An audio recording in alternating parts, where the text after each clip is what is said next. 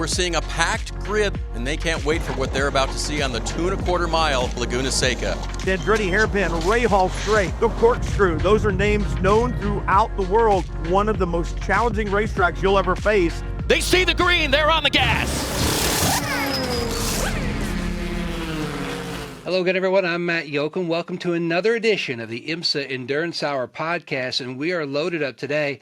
Daniel Morad will stop by later to tell some great stories, but also introduce a new segment on the show, Moradness Scenic Tour through America's iconic raceways, and we'll start with Laguna Seca. Drawing the first stint today is two-time IMSA champion Ricky Taylor.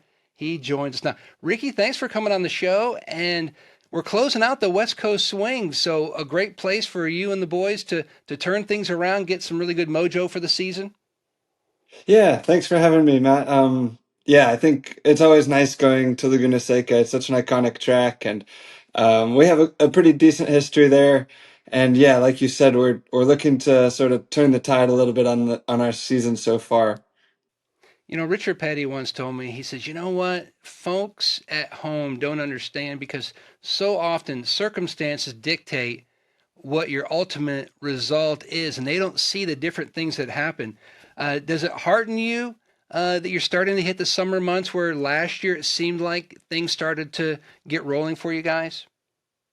Yeah, I think it's no secret that we're struggling this year, that we're looking for pace, and I think, like you said, from the outside, it might just say, yeah, you get a car and you put it on the track, and a Cadillac's a Cadillac, and the other one's doing well, and why are they not doing the same with the same equipment? And I can say that Cadillac's done an amazing job giving us as many, or completely opening the doors to all the resources that they have, and we're really excited to be back with the manufacturer. But it's been a struggle. We had 3 years with another brand, and we learned the way that car operates and how it performs and what makes it go fast, and it's been a really strong or really uphill learning curve for us this year, and we're getting to grips with it. And each weekend we're checking off another thing of, oh, that's not what we're looking for, and it's hard. We're staying motivated and we're working hard, but yeah, it's been a grind. You know, and that was really one of our questions from our IMSA fans on Reddit. You know, one fan wrote in, hey, what's up with the pace? But when you look overall, everybody's been chasing Porsche. And if you look in 2025, it's a new thought process from Cadillac where, you know, you've got one team, which is Cadillac, and you've got three cars. So how important has getting up to speed, so to speak, been working back and forth with Action Express this year?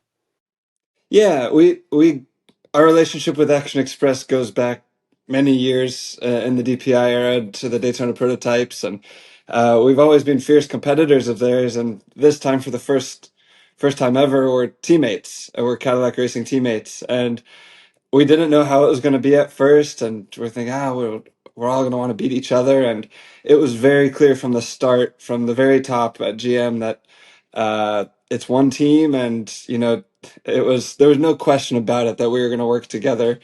And a Cadillac in victory lane at the end of the day is the most important thing. And they've been great teammates. They obviously have all of the knowledge over the past 3 years of this car, and it's an interesting car. The cars are complex, and it's amazing the difference between manufacturers, how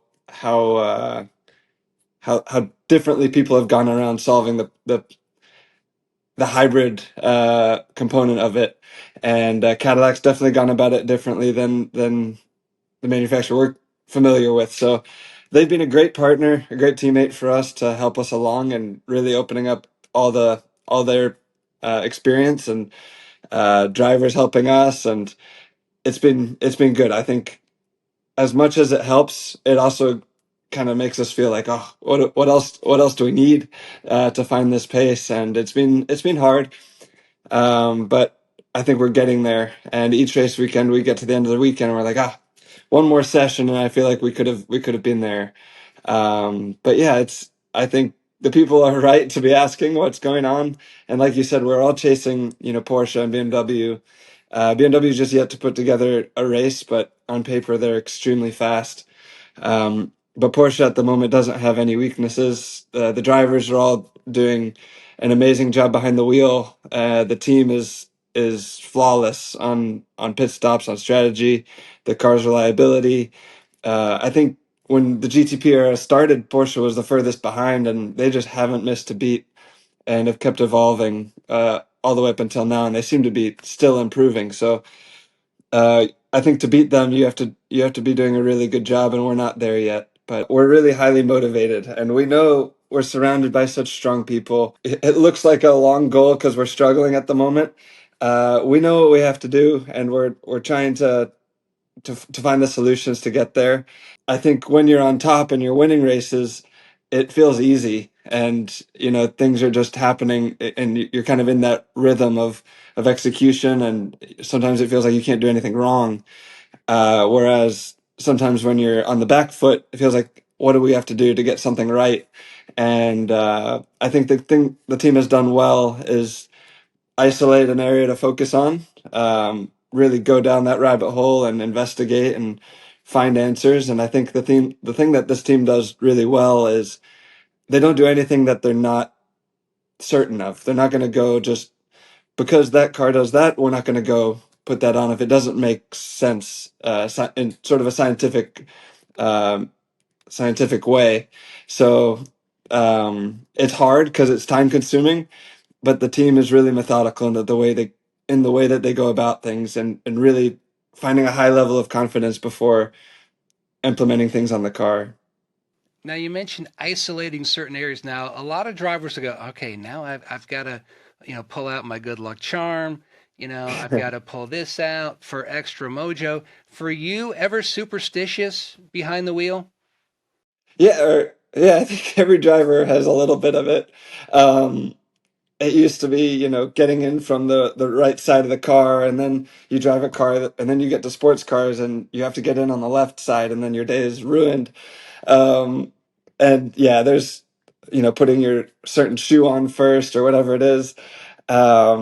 But I think at the end of the day, those things, what I found is like focusing on the little things and like just getting every little thing right is somewhat meditative. Like you sort of, if you feel like you've checked all the boxes, your head's in the right place, and you've done what you can control. And I think doing what you can control is the most important thing, because outside of that, you're just going to stress yourself out. So there was a driver that used to be afraid of finding peanut shells on the ground the day of a race, and if I had that sort of thing, it'd be really hard to perform. So, thankfully, my own superstitions are only the ones I can control. Now I knew a driver who had his lucky pair of shoes and he left them in the test hauler, and a friend of his took the shoes, put them on a national auction house, and then had another friend send him the link going, hey, aren't these your shoes? And tried to get him back, finally got him back 10 minutes before he was supposed to climb in the car for the green. And we talked about 2 years ago that, Philippe Albuquerque, fantastic human, great teammate, but he also has a little bit of a superstition. What happened, Philippe? I need Yes, He hung underwear on the Your underwear's in the trash? He put it on the trash, mother. There they are. Where? Those 3 bags. Oh, one of those bags. One of the black bags. We'll never do that again, man. What? They were hanging on the door. Because when they were wet. You want to win again? You got them? Well, those are lucky underwear. They're my lucky underwear. Like I wear it all the time. I win with this. Literally. Look, like There's skid marks on it. Oh, dude, why are they yellow? That was the best thing, because you're like, you told me the story, you're like, well, I really don't have any pictures. I was like, oh. And he said, but I've got video. I'm like, oh my gosh, here we go. And what excellent video, just to show the mindset, though, when you get it in your mind that you've got something that's a little extra mojo, it certainly pays off big for you, at least mentally. Yeah, it puts you in the right confident state of mind, right? And Yeah, those underwear I don't think are with us anymore, unfortunately. And actually, throughout last year, he was on the hunt for the next lucky pair. And so each race, he was wearing a different, a different one. He had Superman underwear. He had Batman underwear. His daughters gave him like unicorn underwear, and he still hasn't found the replacements. And so at least that's maybe one of the, like you talked about, areas that we're focusing on. That needs to be that needs to be at the top of the list, maybe. I said to him late last year, I'm like, hey, are you still wearing the lucky underwear? And he's like, I'm like, okay, that's all we need to know. That's all we need to know. But when you look at, the humor and the fun side of the sport, but also you look at not only the mental approach, but the physical approach. And I go back to like 2016, 2017, you guys started working with, Dr. David Ferguson up at Michigan State University. And at that point in time, you were taking a pill that was basically a techno piece that you'd swallow, and it would give all kinds of readings about your body. You had, a sweat gland or a sweat patch that you would wear on your arm, and they'd, zing it with the scanner. And now, if you look at how that program has upgraded, what do you think's been the biggest benefit about working with Michigan State on this incredible program to help the driver in other areas in and out of the car? It's amazing. I think it goes down to our confidence as well. Just the fact that, we're doing everything we can to prepare ourselves to perform at the highest level in the car and out of the car. Um, and so you mentioned the core body temperature sensor and the sweat sensor, and even those things have gone another evolution again. Now we wear an external temperature sensor, so we don't have to swallow a pill. And he actually does a hydration test on our tongue before and after the stint to see how hydrated are you, how much sodium is in your how much sodium concentration is in your saliva, and then after to see your hydration levels, so you can sort of act on it immediately. And then you also have your sweat profile from the patch. And I think through all of it, having science back everything that the team does. A good example is uh, you have like basically a menu of driver cooling that you can put in the car, and driver aids. Obviously, we have power steering. We have a helmet blower. There's a cockpit blower. There's a cool suit system which uses water and a cool box to cool the driver's suit, and you can use that same cool box to cool the air in the helmet. And all those things have a penalty as well. You can also open up the cockpit ducts, and aero guys don't like that because you don't like putting holes on their beautiful body work. And so there's the weight of the cool box, there's the draw of the power from the blowers, and the drag of the holes in the cockpit, and all of that is performance. Weight is huge. I think they say like 10 kilos generally is about a tenth of a second on some tracks. Le Mans, it's way more, or maybe a little bit more.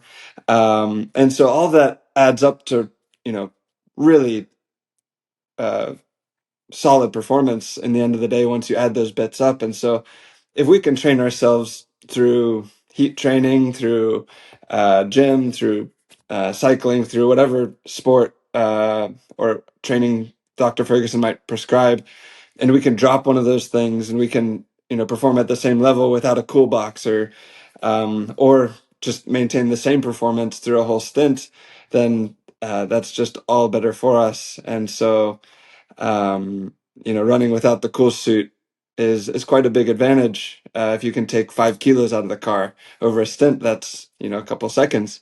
So all those details are added up, and I think when you're chasing Porsche Penske and you're chasing the best in the world, uh, we all have to look at ourselves first, and whether it's uh, the skill of driving the car, or the physical part of driving the car, the mental part of driving the car. We want to make sure that we're prepared as best we can to do the job. Because if you ask a driver, I think back in the day before we met Dr. Ferguson, we worked with a company called Formula Medicine, and they would ask every driver, if you could do a qualifying lap versus an average race lap, how much lap time is left on the table just from a qualifying lap being 100% of your mental and physical energy for one lap versus how long you sort of subconsciously prolong that for a whole race stint. And generally the drivers would say, 2 or 3 tenths, and that might fluctuate between drivers. And so the thought has always been for them, what if we could make that, 1 tenth or less? And so I think that's sort of the goal of the whole thing ultimately, is to increase that performance over a stint or a race. You mentioned hydration, and for some folks at home, they may say, well, wouldn't they just be able to do a program and it would work for every driver on the team? But I talked to your brother, and he confirmed, he says, yes, Ricky 100% is the sweatiest teammate I've ever worked with. And then I asked Elio Castro Neves, your teammate from back in the old Penske days, and he said, Matt, it's almost like you leave the sunroof open in a rainstorm. He says he sweats like you would not believe. And so everybody needs a little bit different program so that they can be at 10 tenths as far as themselves and, bringing it to the team. Yeah. Yes. Sadly, I think that's true. The I sweating think part and bringing it to the team. yes, both. But I think the sweating part, the team told me that in the Daytona prototype, I once rusted out some of the floor in one of the Daytona prototypes. With the carbon monocoque now, I think it's less of a problem, but they still don't like sitting in the car to put it back in the truck after I drive. But yeah, that goes back to Dr. Ferguson, and like he's known within the team for just coming to you and saying, "What else do you have for me? What other questions do you have?" Um, and one thing that concerned me about being a high sweater is you can only hydrate so much in the car. We have our drink bottle, obviously, and you can really only put water in there because otherwise it gums the pumps up. And I always was concerned because your brain functions off of electrolytes as well for sending signals to your muscles and all that stuff, which Dr. Ferguson teaches us. And I asked, like, as a high volume salty sweater, uh, what can I do to sort of prolong that in the car, seeing as I'm just drinking water. And he was saying that actual heat training is something very important because you can change your sweat profile and how much sodium you sweat out. Like you'll eventually sweat more, but it'll be more water versus sodium and electrolytes through certain sweat training or heat training. And so that's something new for me this year that he's had me on. So a little bit more sauna, riding indoors with no fan, and just things like that. That little details. It's not going to be any comfier for Philippe getting in after me, but it's again adding to my peace of mind that I'm going to be strong in the car. And one more thing again that I can control. We're race car drivers. This is what we're lucky enough to do. So when we're home, anything we can do to make ourselves better, that's what we put 100% of our effort into. So I talked to your dad, and I think if you read between the lines, what he is saying is that he could not be more proud of the driver, but even more so the person that you and your brother are.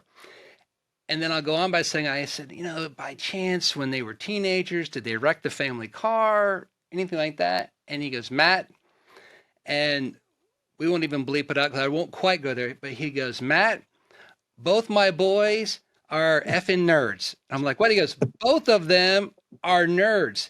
He said, my kids don't drink, they don't cuss. In fact, he said that Ricky was offered $100 when he was young if he would just say the F word. So is that true? You passed up Ben Franklin? I think I did. Yeah, I don't know if it's my dad said them all and we don't need to say them anymore. But yeah, I think, we're super lucky to have our dad in the sport. And obviously we would never be where we are without him. And he's definitely set an example for how to work hard and how to be passionate. And I don't know if it's because we're his kids and we're lucky. We've been super lucky to have the opportunities we've been given, and we try and do everything we can to earn them, or make ourselves, worthy of all this stuff that we're able to do. And yeah, we we don't we try and copy all that he does in terms of hard work and persistence and passion.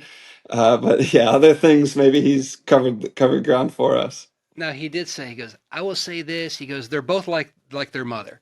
Well, he says Jordan he's getting older. He's acting a little bit more like me. So true or false? Yeah, Jordan has always had a little bit of fire, uh, like my dad. But it's as he's aging, it's ramping up. So I'd say by the time Jordan's, 35, 36, maybe you'll get an effing ace on TV or something like that. You talk about teammates that you've had over the years, and you've been so open about how Max the Axe, Max Angelelli, it's Uncle Max, and how much he has meant to your career. And I spoke with Elio Castroneves, and he mentioned that his time running IMSA, he felt like helped him win his fourth Indianapolis 500 because it taught him patience. And when I asked him about just working with you, and I'll read to you exactly what he said. And he said that, pairing with Ricky Taylor, he was not a great teammate. He was the best teammate anyone could ever ask for. And he learned so much from you. And what did you learn from him that's helped you as you move forward? Oh, that's super nice to hear. I love driving with Elio. Like I said, or like I always say, Max was sort of the first good teammate I ever had, or first real teammate I ever had. He taught me so much about the sport, and we used to have classes together, and he was really the professor. And driving with Elio was really outside my comfort zone. It was a huge opportunity to drive for Team Penske, and Elio was such a staple in that team, and he was so comfortable there. He obviously three-time Indy 500 champion at that point, and a legend. And I was so intimidated to drive with him. And the first test we did, we were shaking down. We were developing the Acura DPI at Sebring, and there was some weird little wiring issue in the back of the car. And like normally, drivers are like, "Oh, the car's not running. I'm going to go sit in the truck and wait till we're running again." And he was like, the car's up on high stands, and he's like on his back under the car, like trying to understand a wiring issue, which I don't know. We as drivers, you should understand a lot of the things on the car, like mechanically how the car is operating and performance wise, what's going on. And he wanted to understand exactly how this electrical issue is holding us back from running. And I just thought somebody that was coming from IndyCar that had so much success as he had and had the name that he had, and he's just coming to drive sports cars, and normally a driver would treat that as somewhat of a step, not a step up, I should say. And he treated the opportunity with so much respect and attention and passion, like I said. And he just and that extended through the entire 3 years that we spent together, where he was so focused on attention to detail.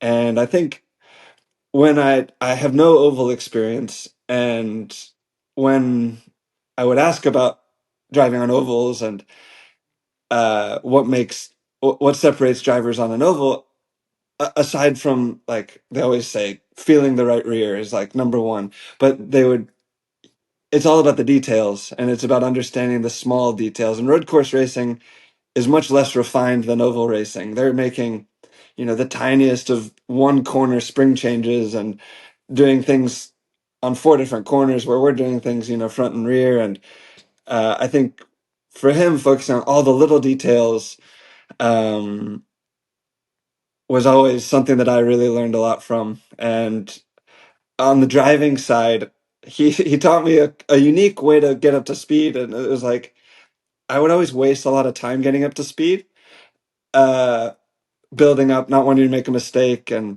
Uh, and he would always go out, and his first outing, 50% of the time, he would like drop two wheels or have a half spin or something. And at the beginning, I was like, that's weird. He's Elio Castroneves. I didn't think he made mistakes, but that was always his process, was like go over the limit and then come back to it.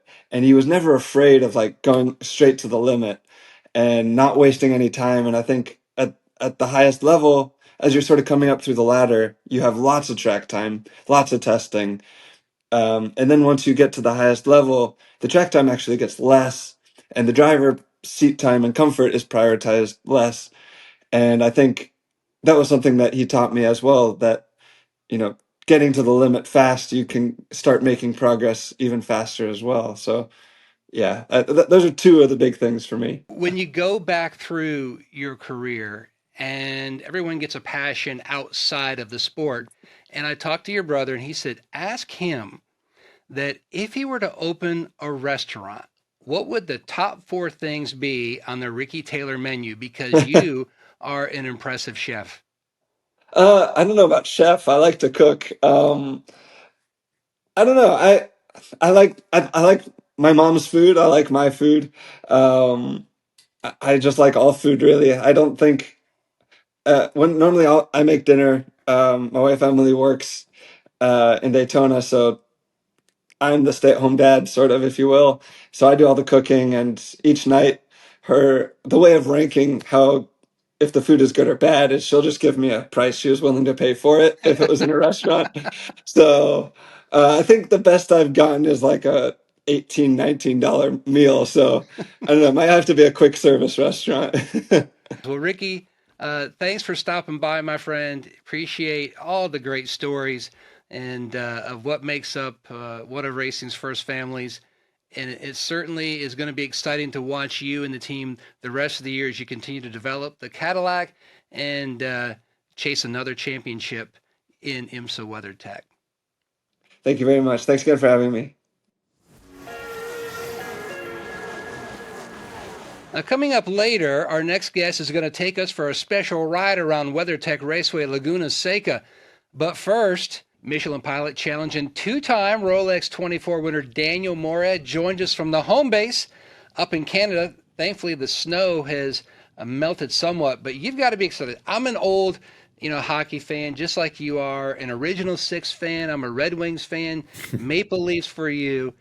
You've had to be pretty heartened by the turnaround that you've seen in the Leafs this year. Yeah, it's nice to watch.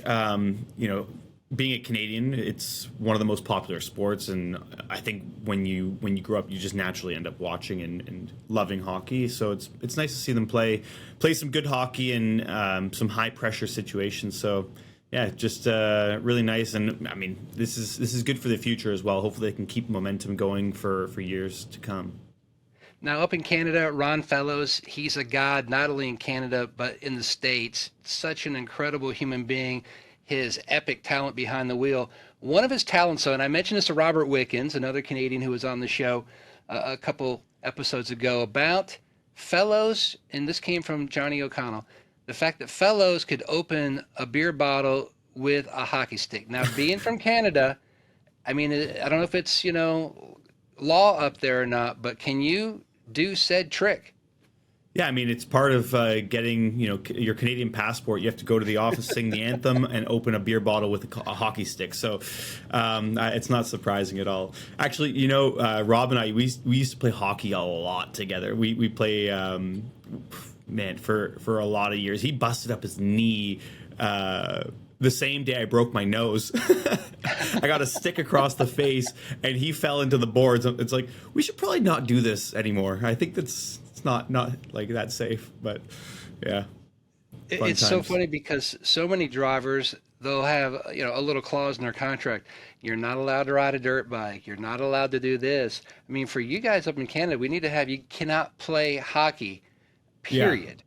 Yeah, it seemed. I mean, the dirt biking, people are getting hurt left, right, and center with that. Even I think did Ben get hurt this year because of a dirt bike accident? Yeah. Yeah, he was not on a dirt bike. He was on a mountain bike, but still, like you mentioned, he got injured and he's missing a few race weekends. So hopefully we'll have him back in the summer. But that's one of those things. It seems like at Daytona, one of the Ford drivers, he had to miss the event for the same reason. Had an issue away from the racetrack and injured. And it seems like it's a trend. And with so much that's on the line, whether it be your manufacturer, your team, your sponsor, It's almost like the phrase, when much is given, much is expected. So you've almost got to factor in, look, I'm going to have to make some sacrifices so that I don't cause a bigger issue for me and my team. Yeah, I mean, the bikes scare me, especially like being on the road. Mountain biking is safer, I would say, because you're more in control. You don't have cars around you. But yeah, I mean, you have to sacrifice some things that you might enjoy. Because it's high stakes. There's a lot of money involved. A lot of trust goes into the drivers, and there's not that many that get the opportunity to drive for manufacturers. So when you're in that spot, there's people, biting your ankles trying to get into where, the spot in the position that you're in. So you have to protect yourself and, protect your position. So we joked last year, every month that seemed to go by, we would keep adding in legs of your flights around the world. You started out the year with a Rolex 24 win in GTD with your Windward teammates. Yep. But then you look at the season as it went on, and it started adding up and adding up. And the last count that I had from your last work flight, 61 legs. Now, this isn't just going from, hey, we're going to fly from Charlotte to Detroit or Charlotte to Daytona. This is around the world. And when you look at the Moradness, we joked about it, the Moradness 2024, before the Bambino arrives, get it all in while you can world tour. What were some of the things that now looking back, you're like, wow, I can't believe I pulled that off? Yeah. First of all, I love that you refer to it as Moradness. Like, that's just hilarious. I think it's kind of catching on because, for anyone that doesn't know, Moradness is a company that we started after the first Rolex 24 win. It was designed to create like a community environment, and I just love bringing people into the sport. I think it's such an exclusive sport, but IMSA does an amazing job of making it inclusive and really opening up the paddock. And that's kind of like what inspired me to start this company, make motorsport-inspired gear. We do sim racing gear, like gloves and shirts and everything I'm wearing. I'm fully branded. Underwear is... No, I'm kidding. No underwear. Soon. But yeah, it was hectic. I didn't have time for said company. My wife, Jess, she takes care of everything, and I was on the road like flat out last year, and it really started, like you said, with Daytona, the strong closing stint, and I think that I was kind of hovering around. I was involved with Mercedes, and just didn't really have that opportunity to kind of show that I could compete at the top level. And it was such a, first of all, a really big honor to even be given that trust from Windward to be able to close the race out. But it's not a single person sport, it's like you do that with your team. So yeah, just an amazing race there. And that led to so many other opportunities. For instance, getting the Windward Europe opportunity with Mercedes AMG in the GT World Challenge. So that was hectic, and flying back and forth to Europe. And then on top of that, doing the GT World Challenge Asia. Yeah, I was basically away. I don't know. You said 61 flights. I don't know. You asked me last year to send you flights, and I just kept track of them.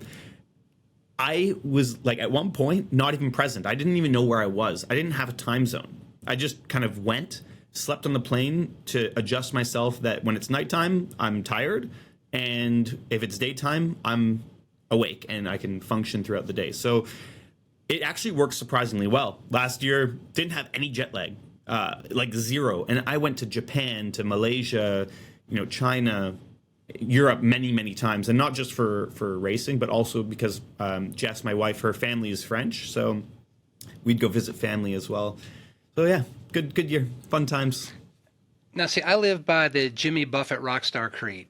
You pack the night before because you don't know what's going to happen later, because you're always heading out somewhere the next day. So do you have a routine as far as how you format your luggage? Because you always want to carry on as much as you can, because the airlines have a tendency to maybe lose a bag here or there.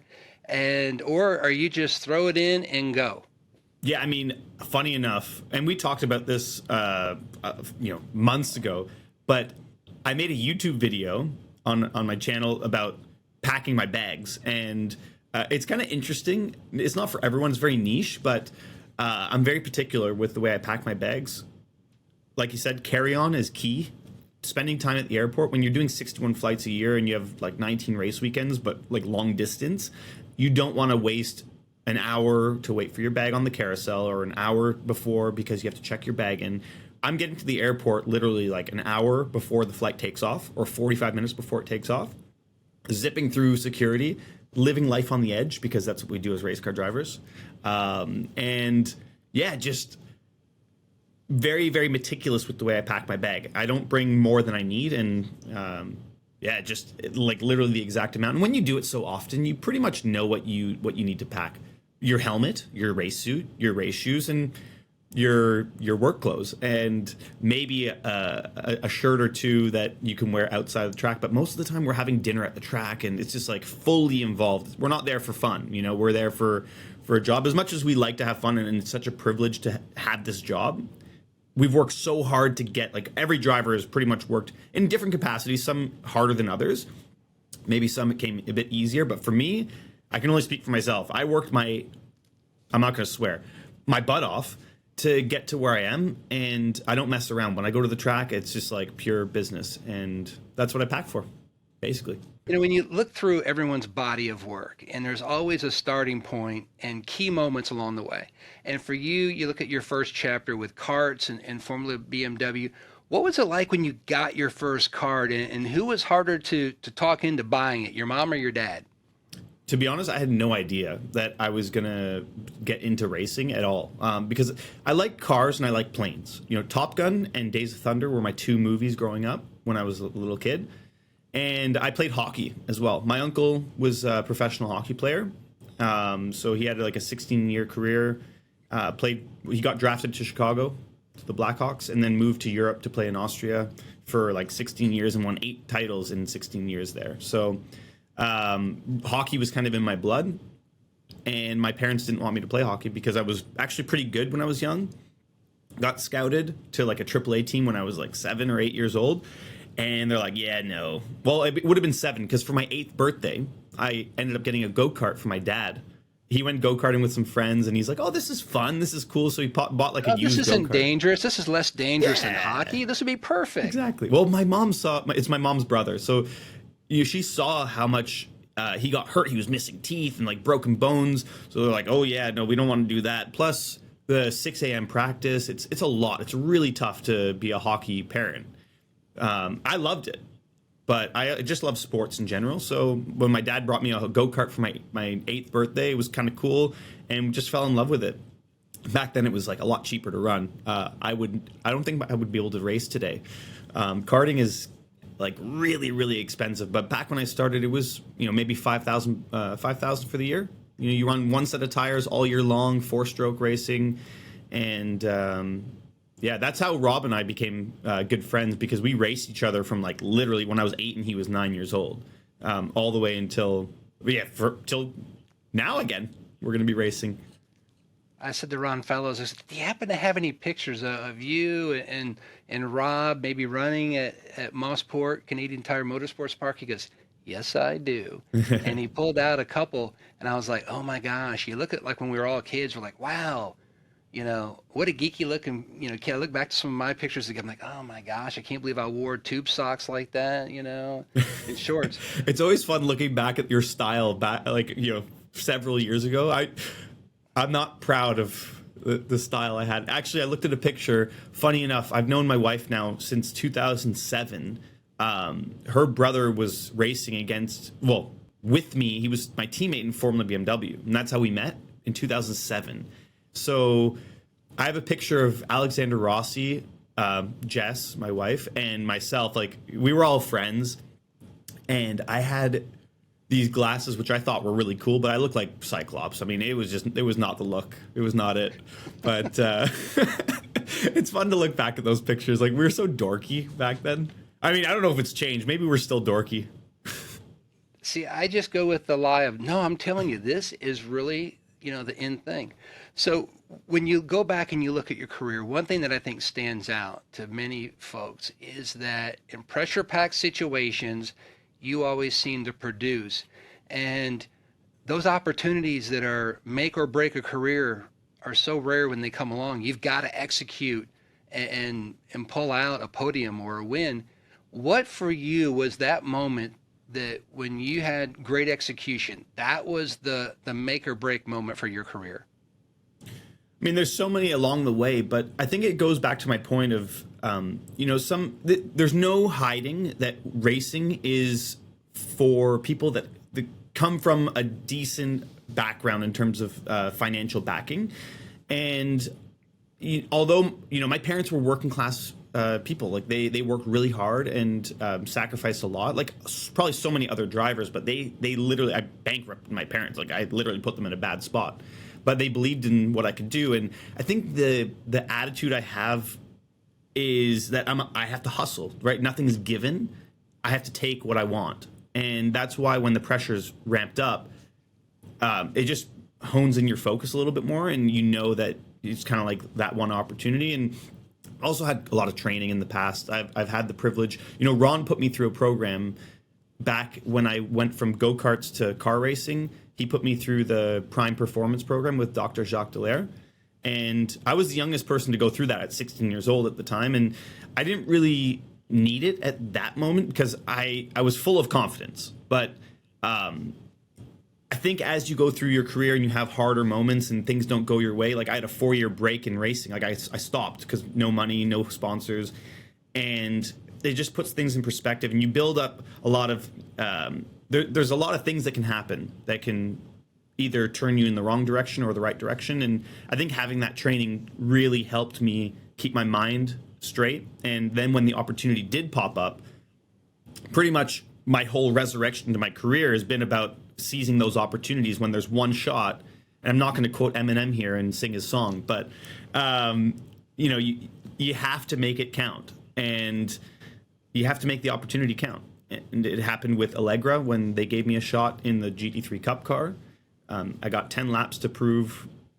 It was more so just a test. And 10 laps to decide what could be your entire future. Well, I didn't even know what it was deciding. It was just like, hey, come out for this test. And I got 10 laps in the car. And luckily it was at Motorsport. And I know the track really well, but it was my first time ever sitting in a GT car. And we unofficially broke the lap record that day. It was a cold day, okay? I'll say that. Prime Hey, there's conditions. never any asterisk when it looks at track record breaking. Unofficial though. So like did it really count? Were we cheat? No. But yeah, that opportunity gave me, it was that opportunity that got me back in the car. And Carlos de Quesada, Allegra, they gave me that chance. Then the next opportunity, the next one, Daytona 24-hour, we got that one shot. And like I said, it was a team effort, and it was by no means just me or anything. Like it was actually Michael Christensen was driving with us. He was a stud that race. Like he won the race for us. But all the drivers in that car did their job. And our job when you're a young driver, and any young driver that's listening, it's so important because I went through like a weird bumpy phase where I tried to like be the guy too soon, and you just got to like be patient. I wanted to get back to where I thought I was, but then you just got to like get back to earth a little bit, realize that it's such a team sport and you really just got to do your job, and that's not damaging the car, being really versatile and accepting of whatever job you need to do in that moment. And if your task is to bring the car through the middle of the race with no marks on it and no off tracks and things like that, then that's your job. If your job is to go close out a race, that's your job as well. And you gotta wait for your opportunity. And yeah, I think that long story, I'm going on, but just that opportunity with Allegra was one. World Karting Championship, another one, high pressure, really, really high pressure. Probably one of the most pressure-packed races I've ever done outside of Daytona last year. I think Daytona last year was the all-time peak pressure it's so hard to describe what it feels like to have everything riding on your shoulders with like 38 minutes, like the whole 24 hours that you guys do. Perfect race, every driver perfect, team perfect. Like everything is in your hands at that point. And if you make one mistake, then it's over. So that was cool. I really enjoyed that. And that's why you see like the video of me just like screaming. It's just the emotion that you trap in and you're so focused, you just let it out in one shot. So we dove into Reddit and the IMSA Nation there, and they had a couple questions for you, knowing that you were coming on the show. So combo platter here. Number one, they want to know, are there any plans at some point down the road of maybe looking up at LMP2 or a hypercar? And then also a fan shot in a question. I'd love to know, for an intermediate level sim driver, from a standpoint of what are the top 3 things to focus on to improve my lap times and be more competitive? First of all, I would love to drive prototypes. I think that's my background, although it's so far removed from my history now. Single seaters is where I started, from karting to single seaters, and I really love the prototype car. I think it's fun. GTs are also a lot of fun, and I think it's some of the most competitive racing. If you look at IMSA, I mean, it's stacked throughout the entire field. Every single driver is, by the end of the race, it's a factory driver in every car. It's so deep in terms of talent. And it's a lot of fun, but I also like the challenge of driving something different, adapting to something different. So I wouldn't say no to that opportunity. I've done an LMP3 race before in the past at Daytona. That was like 2018. I actually had so much fun. And I wouldn't say no to it. But next point is about sim racing. I think that the biggest mistake, well, first of all, if you ever want to learn about how to go faster, you can just watch my YouTube channel. I have free tips for people to learn how to brake properly, how to turn properly. And I would say the number one mistake that intermediate drivers make is trying to drive with track guides from pro level sim racing drivers and trying to brake at the same point and braking on the limit. And one thing, a misconception with braking, is that everyone thinks that braking at the absolute latest point possible is the fastest way to drive.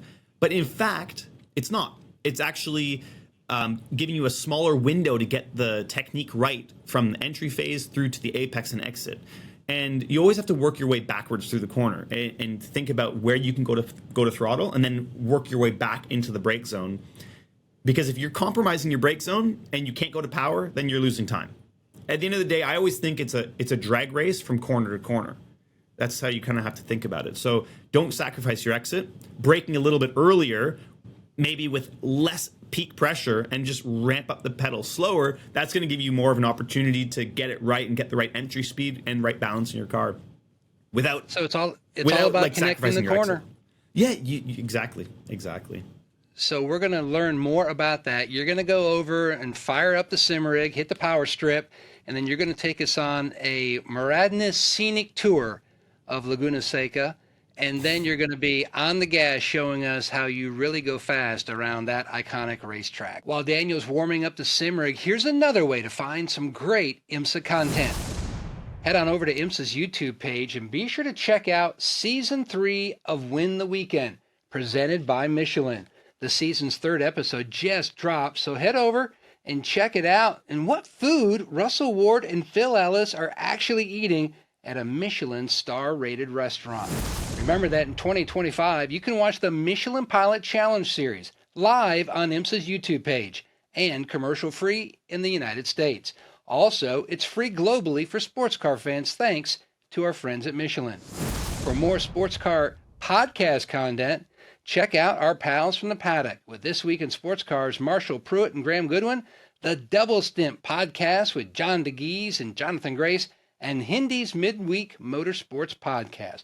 All great shows loaded with excellent stories and content. Always remember to subscribe to our show on your favorite podcast app or IMSA's YouTube channel. Leave your comments and feedback or hit me up on X. We'd love to hear from you. Daniel Morad joining us once again for the Moradness scenic tour of Laguna Seca. And for me, Daniel, it's like going to an old trip to Cedar Point. There's so many elevation changes. This has to be one of those places that gives you a strong sense of speed and feel of G's in the seat.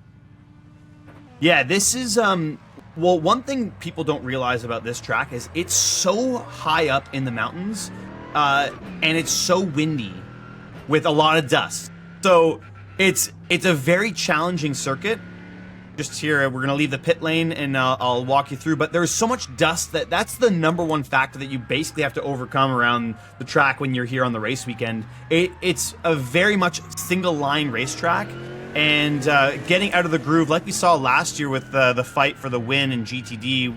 Philip Ellis and Robbie Foley had a nice battle, and Robbie just got squeezed out here in turn 4. He got out of the groove, and once you're out of that groove, if a prototype dives underneath you, it's game over. So you really need to be precise, and I think that's what I love about Laguna Seca is you just need so much precision around here. This layout is actually a little bit different than what we're going to have since they repaved it last year.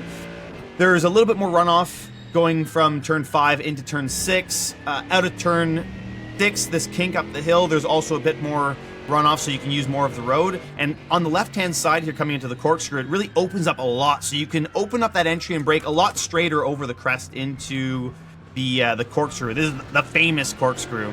Such a cool feeling when you drop down there. I don't know, it's like 5 stories, I think, when you drop down. But it's insane. There's an amazing feeling in your stomach, like that lightweight feeling in your stomach when you just drop down. It's crazy. Going through all this section, this is just all rhythm. You know, you're just getting the flow. You're trying to drive the car on the rear tire all the way through. And last corner is all about getting a good exit coming to the start-finish line. So let's just start a lap here. We'll go a little bit quicker and see what we can do. You have to watch cars coming on the pit exit. So slippery down to turn 1. It's kind of a double apex. This is technically turn 2. I always refer to it as turn 1, but double apex, you want to pick up that late second apex into turn 3. You got to be careful not to touch that curb like I just did because it's so slippery in real life. It just tends to drop the rear tire off the track and give you a massive oversteer. Same thing into turn 4. So slippery on entry, but then through the exit, you just need to nail it. Into turn 5 with that extra runoff, like I mentioned, you can turn in a little bit earlier and use more of that exit. We got some traffic to manage behind us here, but we're going to keep them behind. So we'll go down 1 gear into 3rd. Normally that would be okay. Even though I dropped a wheel in the gravel, in real life we have this extra bit of runoff. Going into the corkscrew, you want to brake the car as straight as possible. I'm not going to go down to 1st gear there. I don't know why I did that. But coming down through rainy curve, so much compression just about here. When you get into the compression, there's actually runoff right there, so you'll be using that extra little bit of runoff in real life. And the track has just gotten that much faster because of it. Going through 10 into 11, slippery brake zone. You don't want to overshoot. You need to be really precise on that curb and nail the exit to get a good run. Down, I mean, this is the longest straight and probably the best passing opportunity into turn 1. So often we've seen the Zanardi move down through the corkscrew. Renger van de Zande did it a couple of years ago. How challenging to keep eyes forward but looking in the mirrors for someone doing a late duck in outbreak pass in that section. Yeah, I mean, it's definitely a tricky one because not only are you, it's one of the trickiest corners in terms of the technique and how you have to drive it, but you also have to be careful of cars, not just class cars, but prototypes sending it up the inside. You don't see it that much anymore with this new era of GTP cars because they're a little bit heavier, and in the low-speed corners, they're not quite as racy compared to the GTD cars. So you're not seeing as many of these late dives. As a prototype driver, you're typically staying behind the GTs and trying to set up a really good exit. So you'll back up your entry a little bit more and try to power through down this hill and wait for the timing where the tires actually connect back with the road because you are temporarily flying there. And they'll just try to pass into rainy curve. But yeah, I mean, I remember a couple years ago in GT4 race, I had a couple overtakes into that corner. It's really tricky, and it definitely takes some compliance from the other driver to allow that to happen. Well, Daniel Morad taking us on what could be the winning secrets for a drive at Laguna Seca as the IMSA WeatherTech Series heads off for the final go on the West Coast for 2025. And Daniel, good luck at Laguna Seca, and thanks for coming by, my friend. Thank you. Thanks for having me, and hopefully we can use some of those tricks and tips to win our GT4 race this weekend, and hopefully Windward can keep the momentum going in GT3. Indeed. Big thank you to Daniel Morad for tutoring us on how to go fast at Laguna Seca. Also, Ricky Taylor for all his insight into 2025 and beyond. And thanks to you for stopping by and spending your hour with us right here on the IMSA Endurance Hour podcast. For the entire team, I'm Matt Yocum. Thanks for watching and listening along.